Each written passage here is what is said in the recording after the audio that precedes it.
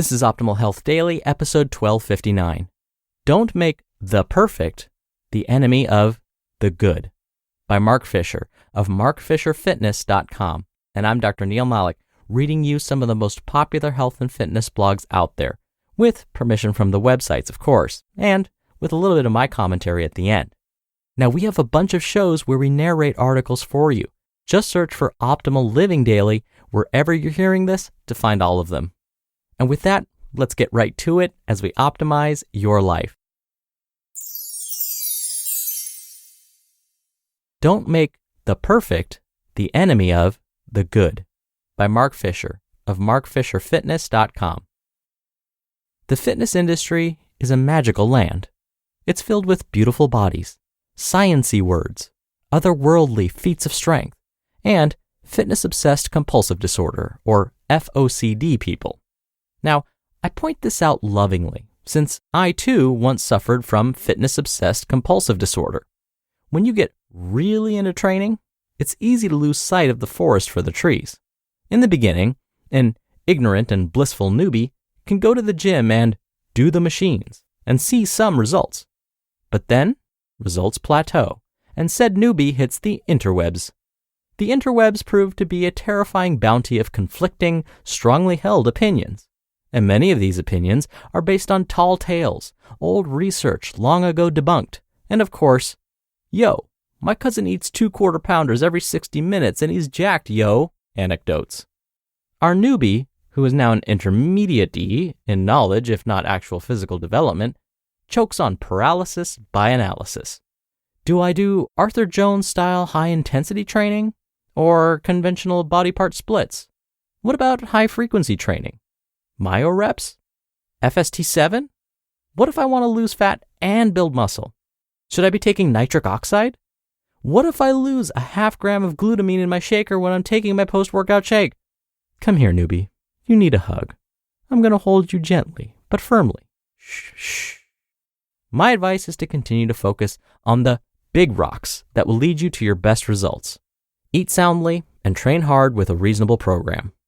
If you're not sure how to do these things, ask someone who knows what they're doing for help. Reminder, I give everyone an hour of free time. If you ever want to come chat, contact me and we'll make sure you're at least headed in the right direction with your training and nutritional strategies. The other takeaway, do not make the perfect the enemy of the good. My expertise is fat loss. I do personal training for many goals, but bar none, fat loss is what I'm most often hired for. Turns out, increasing their vertical jump is not a high priority for the Manhattan entertainment and financial industry professionals that make up the bulk of my clientele. Because I have spent a lot of time in the trenches and have read and watched and listened to so much info on the topic, I've come to some strong opinions about what is going to serve most people best most of the time. However, I am totally aware life doesn't happen in a vacuum.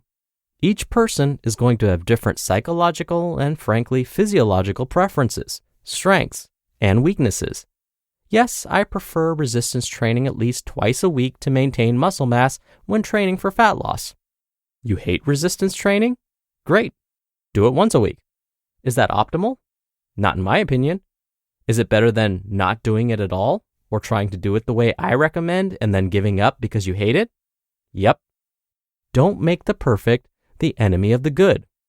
Yes, if you're serious about getting as lean as you can and you don't want to count calories, it's going to be hard to make room in your caloric budget for booze. If you don't know how much is coming in, it gets really difficult for us to tweak your diet if you're not getting the desired results after a few weeks. But you know counting calories will drive you nuts, and having a drink with coworkers a couple of times a week is one of your favorite things in the world. Great, have fun. Will it blunt your results a little? Maybe. Will we have to re-examine that approach after a couple of weeks? Possibly. Is it better than saying, screw it, I'm just going to keep eating the way I want and adding in more elliptical time? Totally. Don't make perfect the enemy of the good. Flip cup does not count as cardio. I don't like moderate speed running for most people. Honestly, I kind of hate it. For most people, it's more correctly described as speed limping. Now, I can't take credit for that. It's not my term. Painfully apropos though, right? Now, speed limping will generally do more structural harm than physique and cardiovascular good. But you absolutely love running for its meditative quality. Great. Enjoy. Will I be on you to make sure you're smart and listen to your body? Like, if your joints hurt when you run, then stop doing it? Will I also remind you that you keep the volume sensible and that you're employing non-sexy restorative modalities to minimize the wear and tear? Yes. But it's not going to kill you if you're being responsible. I still prefer circuit resistance training for cardiovascular training, but I shan't make the perfect the enemy of the good. I'm more than happy to totally geek out and discuss the relative merits of different approaches to optimizing any fitness goal. But at the end of the day, the most important variable is compliance. Hat tip to Alan Aragon for that brilliant nugget. If you're not going to do it, then forget it. As always, one has to use good taste when applying this principle, lest it turn into a justification for refusing to stop doing something that is obviously sabotaging your results. But dude, I have to be able to get wasted at least 3 times a week. There's no way I can live a life of 5 sober nights a week. Nonetheless, obsessing over meaningless details and or trying to employ a strategy that you despise is not a recipe for long-term success. The takeaway: stick to the big rocks. Focus on the things that will bring you the best return on your time investment. But remember to not make the perfect the enemy of the good. Make sensible allowances for deleting things you hate and adding things you love. And if you're not sure what the big rocks are and where you have room to riff, consult a qualified fitness professional. You just listened to the post titled, "Don't Make the Perfect the Enemy of the Good" by Mark Fisher of MarkFisherFitness.com. Dr. Neal here for my commentary. Well, I think Mark Fisher and I are in complete agreement here. Remember earlier this week, I talked about which workouts actually work? You remember what I said? I said the one you'll actually stick to. That's the one that's going to work. Doesn't that kind of sound like what Mark was saying? Look, if there are activities you absolutely hate doing, like running, let's say, then it may not be a great idea to try and develop a running program when you're just starting out. That's because you'll dread running so much, you'll probably never take that first step out the door. Actually, you'll probably never put on the shoes in the first place, let alone walk out the front door. So it may be better to find an activity you do enjoy first. Say you hate walking or you hate jogging, but you've got that road bicycle sitting in your garage that you've been meaning to use. Maybe start there. Do you hate resistance training or weightlifting? Then don't start there. Find something else that you enjoy instead. What if the answer is nothing?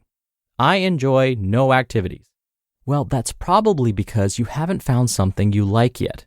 Maybe you haven't tried roller skating or paddleboarding or skiing or dancing or handball or frolf. There are so many options.